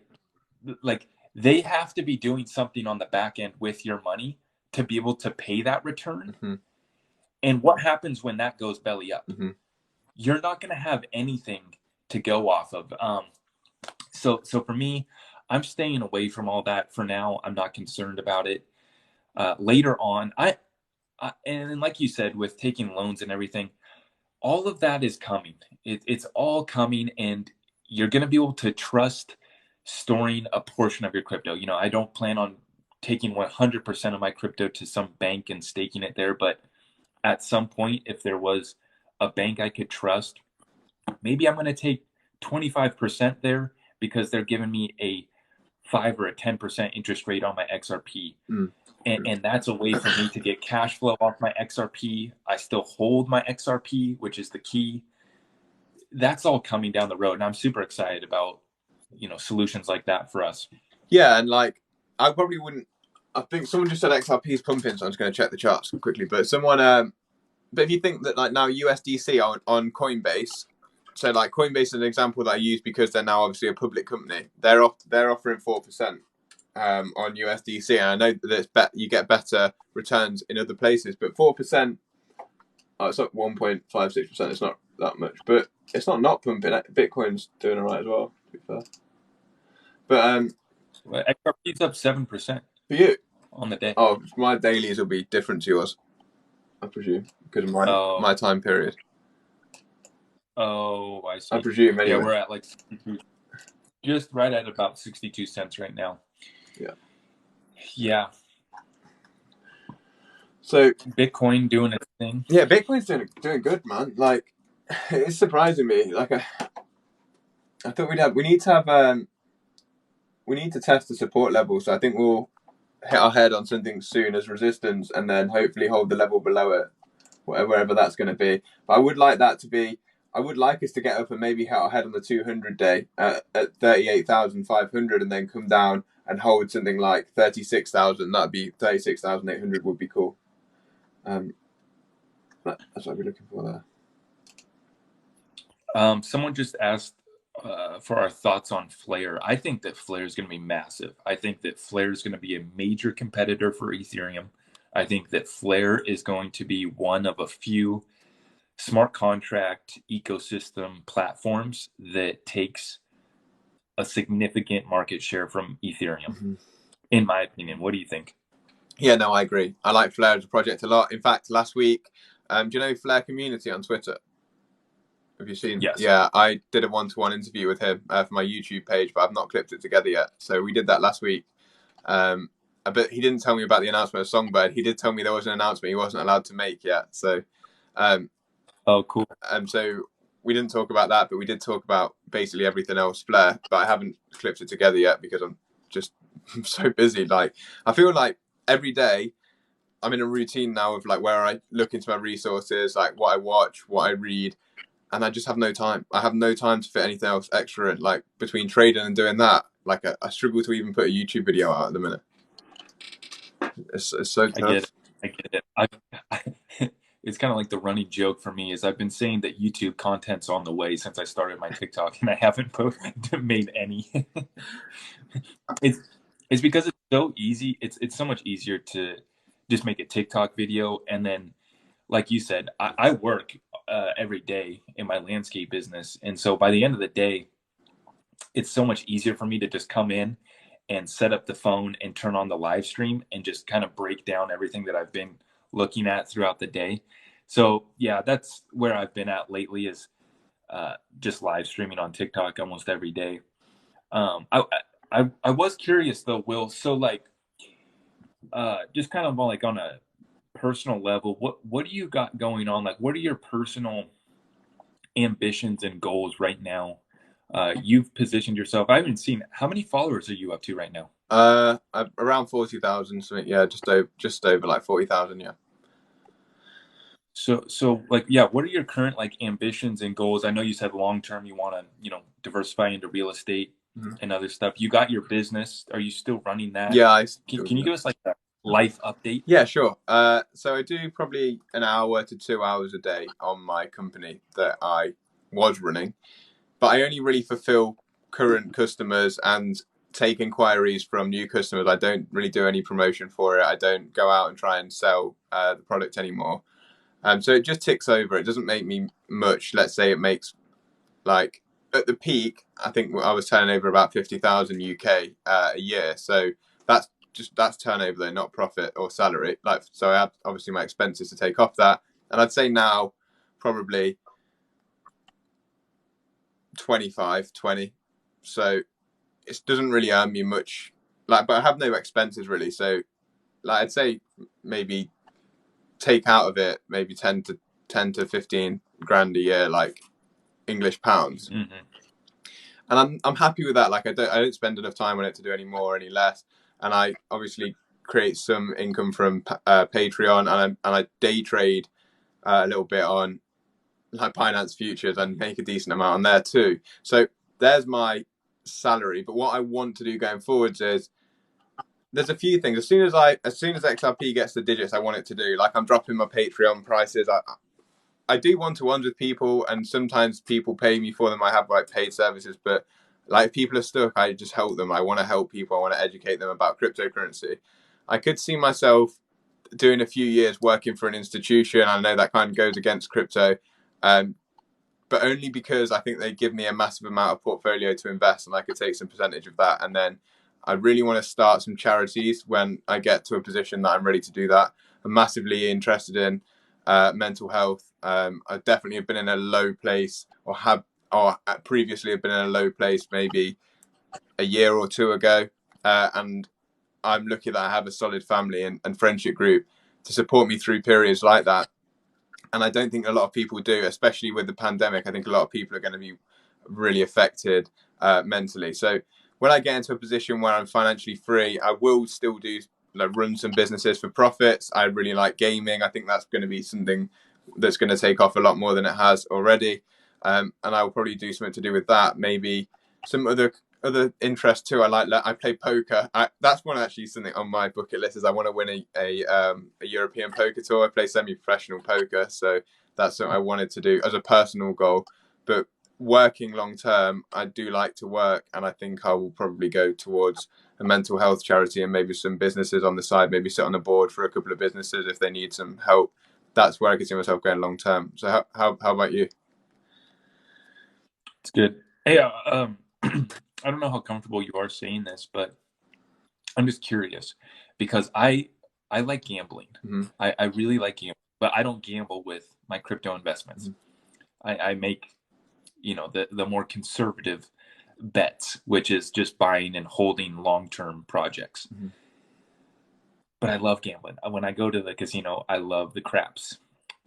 But I'm super interested in trying to trade with a small portion of money. Mm-hmm.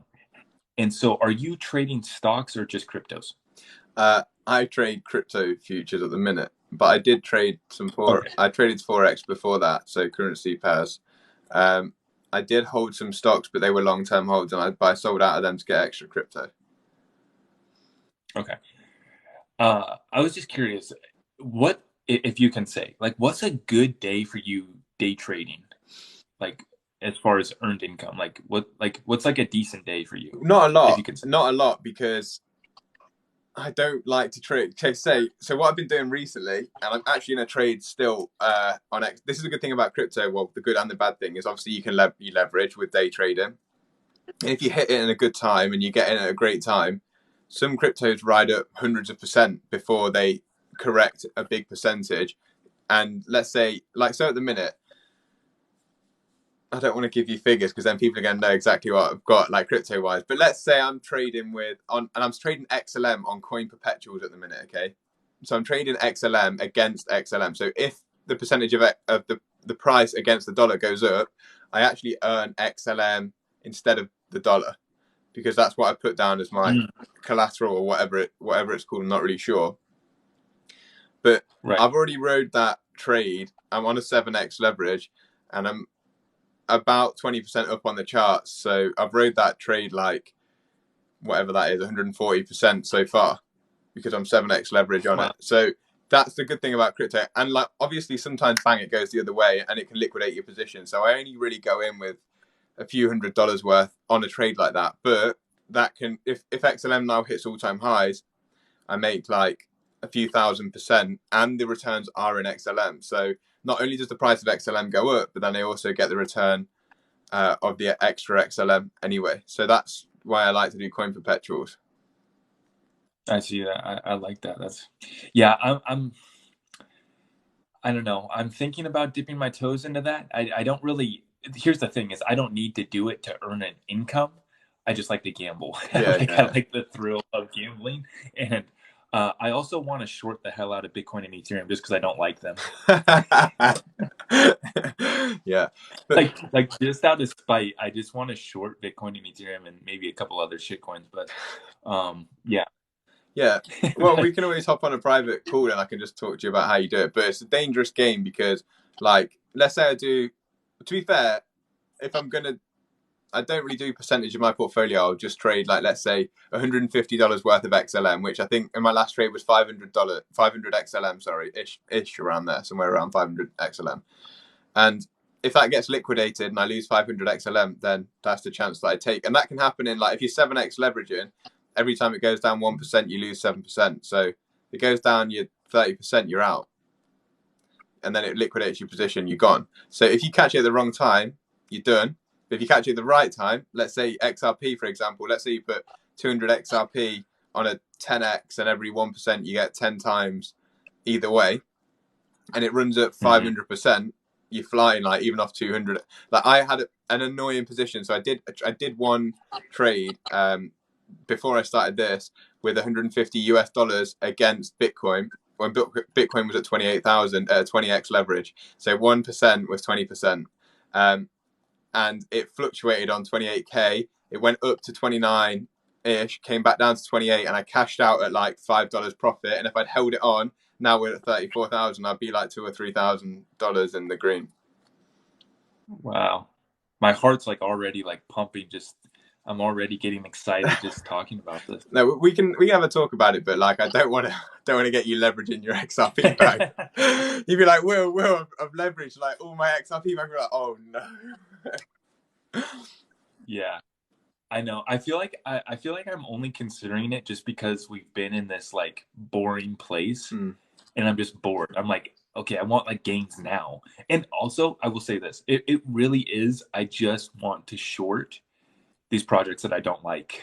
Like, I don't even care about making money off of longing like XRP or XLM. I only want to make money shorting Bitcoin and Ethereum.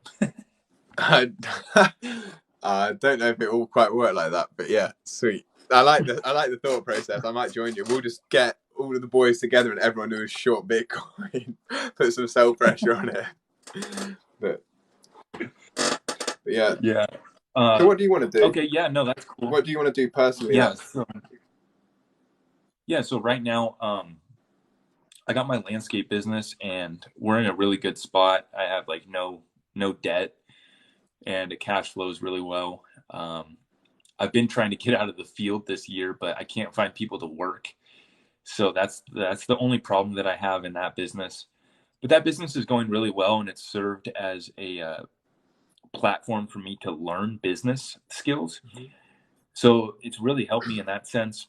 And so now I'm looking at I have like a 5-year and a 10-year plan. So like by 2025, I want to be in a certain spot. By 2030, I'm hopefully I would say I want to be financially free by 2025, but I want to be like in a different spot by 2030. But I'm seeing how I can position my business to basically be almost out of the day-to-day operations by like 2025.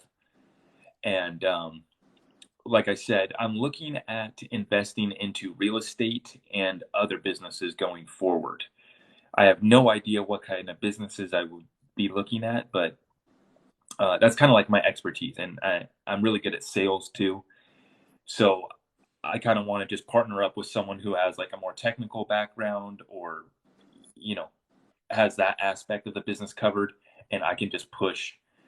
So yeah, I'm looking at transitioning over the next few years. Yeah, I have the Patreon going too, but I don't really consider that income. I don't know. It's whatever. I kind of just have it as a security clearance. That's the only reason why I charge for mine.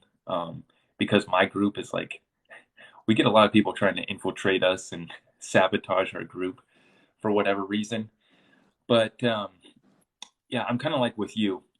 Once XRP does its thing, the Patreon is going to be free, but I'm going to not let anyone else in it. It's going to be kind of just like my group of people who were here from the beginning. That's kind of my long-term plan for that. I do have, I will say this, I don't want to speak too much on it, but I do have plans for more of the media, the media aspect of what I got going on as far as YouTube. I have a couple different shows, kind of like YouTube shows, podcast type of shows that in the works that I've been planning. Even before I started on TikTok, I was working on these. So over the next year, I will be launching those, and that'll be on my YouTube. And so yeah, kind of just I want to be able to provide daily content on my YouTube, on TikTok, and kind of just maintain my position as one of the, I guess you'd say, leading influencers in this space going forward. And I think that I just want to double down on my content, on the content that I'm putting out. So that's my current goal and plan. Yeah, and yeah, I think similar to what you were saying, like I want to travel. It's something that I didn't say. Like I've already been traveling to some places. Like I've been to Australia, South America. I worked in America actually for a summer once in Wisconsin. and worked in the French Alps as well. And that's something that I want to do by the end of this year. If I can facilitate that with the crypto and the property, then I would like to start like a podcast, and I'd like to interview people who are known, but like don't really know too much about crypto, and just try and teach people about crypto. But then also, like, I wanted to get my personality to people across a bit and show that like who I am a bit, because I don't feel like I do that much on TikTok. I feel like I quite, like you say, quite serious. I talk about things on a serious level, and I want people to see me for who I am and understand like the journey that I've been on, and probably the same for you. Like we both are probably going to be people who are people won't expect the sort of personalities that we've got, I presume. So like I quite like to reflect that, and I think people would enjoy the content. Like, but yeah, I hear what you're saying with that. I'd like to start a really good podcast, like, but person to person, like when we can do that, obviously. Yeah. That's my main focus right now, is just doubling down on the content. And I haven't been putting much out on TikTok lately, because we're in a tough spot with like cryptocurrencies on TikTok. Like, right, we can't like really, we got to be careful there. But yeah, just doubling down on that, and then expanding over to YouTube. I have a couple different shows in mind that I think are going to be pretty cool. And I was talking about this with my girlfriend yesterday. I said, once XRP hits, I want to travel for like a year and just go like meet all of the people who've been a part of my Patreon and Discord group since the very beginning. Like, just do a year just going around and meeting everyone. So I'm hoping that, XRP will do its thing in the next year or so, and then we can do that. But yeah, that'd be awesome. I'm very excited for the future. We've positioned ourselves pretty well, I think, for this coming reset, new financial system. Yeah, I agree. And if you want a business partner, hit me up, man. I'll be up for that. I'll be up for at least talking about some stuff if you find anything interesting, and I'll definitely be up for talking about it at least. Yeah, I've already been getting approached by some people, and yeah, it's fascinating because I do think that I could definitely be an asset to a lot of new companies, a lot of businesses. But yeah, I'm going to be pretty selective about that. But yeah, I'm super. One thing though, if I could, dude, I would go work for Ripple for free right now, if I could. Like, I would love to go work for Ripple. Like, I don't even need a paycheck. I would love to go work for them. Yeah, so just get some equity. Equity is a paycheck. It's incentives, a little bit of equity, 1%. 0.05%. Yeah. Imagine getting 1% of Ripple would be a joy. But I actually think that they should, like, crypto companies like that should approach us. Like, I don't understand why they're not. Like, we're doing as much for them PR wise as they're doing for themselves. Right. I would love to see the metrics on like how many people we've gotten to buy X. I mean, it does kind of scare me once you realize how big of an influence you actually can have. But I believe in everything that I've shared on TikTok this whole journey, and I'm putting my money right there too. Yeah. So if I'm wrong, I'm going down with everyone. But yeah, I would love to see how many people we've gotten to buy. Yeah, same. I know a lot of people already bought XRP when they found me, but I got them to a whole nother level of like kind of understanding in regards to XRP. So yeah, it's been fun, man. Yeah, well, the way I look at that is like you're saying, I don't think we really get people to buy it. We just show them information that they might not see in other places. And I think that's the main thing. And then off that, they make their own, like, people make their own decision. And that's what we're here for. We're here to, I had an interview with one of the newspapers in the UK called The Guardian. And they asked, why am I popular and what do I do? And I basically said, I just collate as much information as I can into 60-second videos for people to digest easily. And then from that that's where my value is collating information, really. Yeah. No, I can't keep up with you and Mason. You and Mason are just like all day pumping out the video. Yeah, it was good I do this full time, man. That's why I just sit here and just staring at articles and listening to even when I go out in the car, like today I went to watch my soccer team play, and when I'm in the car, I don't listen to music. I listen to YouTube and podcasts of crypto. And like when my girlfriend was in the car, I'd be like, well, I don't want to listen to music because it's just a waste of time. I want to listen to something that's going to stimulate me. I'm going to think about.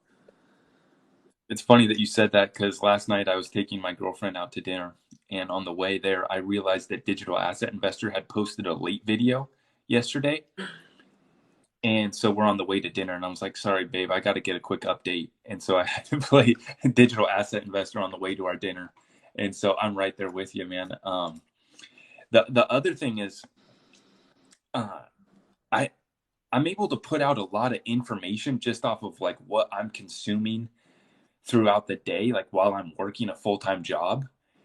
Dude, I would love to be able to produce more deep dives and much more content, like articles and all that.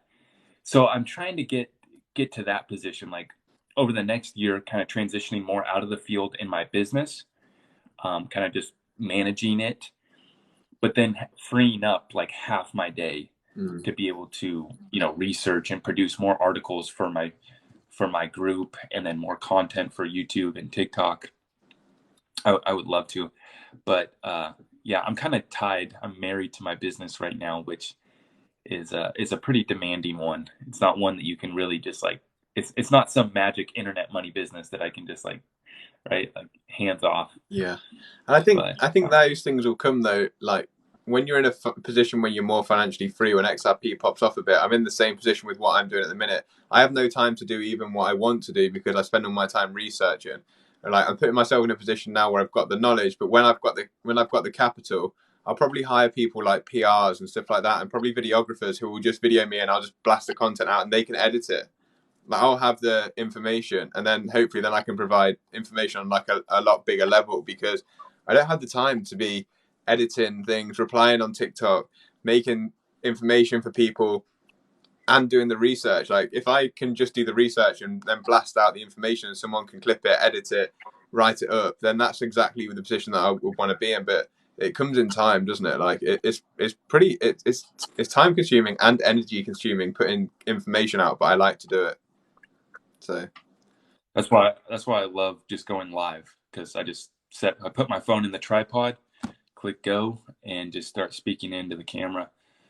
And I kind of like freestyle, and I think my style is kind of good just off the cuff. But yeah, I mean, like I said, the only thing that I wish I could do more would be more deep dives, which I'm doing one on Jed McCaleb, and it's taking me the whole month of July to put together this information, and I still don't even have half of what I want. But that's part of the reason is because you can't find anything on Jed. But yeah, that's where we're at right now. That's awesome. Right. Do you want to wrap this up? What time is it? Yeah, we've been on for about 2 hours almost. Jeez, so. we grind, man. We grind. You know it out here. We haven't had a good deep chat for a long time though, so we were about due one. Yeah. To be fair, yeah, we definitely were. If you want my XRP article, I can send that to you on the DL, as long as it doesn't go anywhere else. But I can send that to you if you want to have a read through it. I think you probably like it. Can I share it, or you're saying don't share it? You can't share it. Don't share it. Yeah. Okay. But I can get it over to you if you wanted to read it, but I wouldn't want it to go anywhere else. We could charge for it. No, I can't. They've got copyright. We could make some money. They've got copyright on it. We could make some money with it. They got copyright on it, bro. I mean, I'm just messing up. Myself. You got my word. My ass locked up in prison when XRP is popping off because he sent an article that I wrote about XRP. Okay, your secret's safe with me. Yeah, your Patreon group, shh, guys, don't tell him. I'm trying to think of ways that I can get up some funds so that I can short Bitcoin and Ethereum. So I was just thinking that would be a quick way to. You're gonna need a hell of a lot of cash, man, to do that. Yeah, dude, send me. I would love to read that, man. And dude, congratulations. That you see, all the, crypto TikTok people here. I've seen, Lucas got featured in some bullshit articles, really irrelevant. But then for you to get this piece here with Raoul Pal, dude, I think that's like probably one of the biggest biggest like news articles, biggest things that I've seen out of any of the creators. Like I've seen some of them getting featured in articles and stuff, but what you got there with Rao, dude, that was massive. So I know I've already said it before, but once again, dude, congratulations and keep up the good work. Cheers, man. And I really appreciate that. And like the subscription for that for global macro investors, like $40,000 a year for like, and it's hedge funds, banks, and country sovereign funds, and it's like once a month. So it's $40,000 a year. So that's like technically within a $4,000 article. But this is what I try and explain. Like we didn't really celebrate it in my house. I've not celebrated it with anyone. Like no one really knows, or not that they don't care, but they just don't understand the scale that it actually is. And even I don't. Like some people might work their whole life in the financial industry and not make a publication like that, and like I am extremely grateful for it, but it kind of feels surreal because I've never really, like, I talk about it but I can't show anyone, and then I've never really celebrated it either, so it's kind of like it didn't happen even though it did. Right yeah, it's interesting how opportunities work out like that. Like one of your biggest accomplishments, probably it is my biggest accomplishment. You're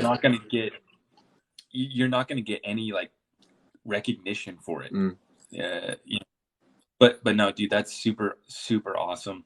Keep up the good work, man. I think that we you know, can get some more stuff like that going on in the future too.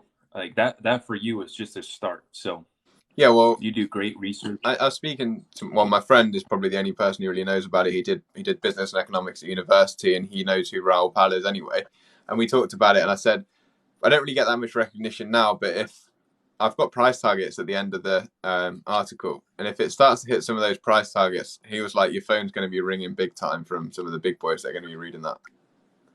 And I said, yeah, maybe. But then at that time, like, I want my phone to be ringing now so I can have some more money to play with. But at that time, I'll probably won't even pick up. I don't even know if I'll pick up, you know? Did you put your TikTok handle at the bottom? No. Follow me. I had to write legit, I had to write like a biography at the start, a little one, just like a paragraph. And it has my email address on there, and I have got my handle on there. Oh, really? Yeah. You're like, I have 40K on TikTok. Yeah, imagine if they're just in this now, like Goldman Sachs or whatever. Like, who is this guy? Right. That's funny. But yeah, but yeah. So thank you for the time to speak to me, and I'll get that over to you. But if it goes anywhere, I know where it's come from. No, you got my word, brother. Right, you got it. I'll get it over to you. Anywhere. Okay, I appreciate that, Will. You're a good guy. All right. Well, thank you for obviously speaking to me, and thank you for the initial when I first started TikTok, showing me the love and back in the day and trying to get on a live with me. They were good times. That seems like a lifetime ago, but they were good times. Right, I know. It feels like it was yesterday. Actually, I've got something else to tell you. My dad comes into your live videos. He goes to bed late, and he texted me 2 days ago, when are you doing your live with Zach? And I was like, what? How do you know that? Like, I haven't told anyone about it. He was like, oh, I was in Zach's live, and he was like talking about you and saying like how you're a good guy and that. So I appreciate that. Like, my dad comes and watches your lives, so that's pretty cool, isn't it? Your dad's watching the late night live sessions where I'm just talking about the craziest conspiracy theories. Yeah, he's called. I'll tell you what he's called as well. He's called his I don't know if he ever chats in the chat or not, but he's called Spawnmeister. Sparmeister? Spawn, SPAWN MEISTER. Spawnmeister. I recognize that name. Actually, I feel like I've seen that name before.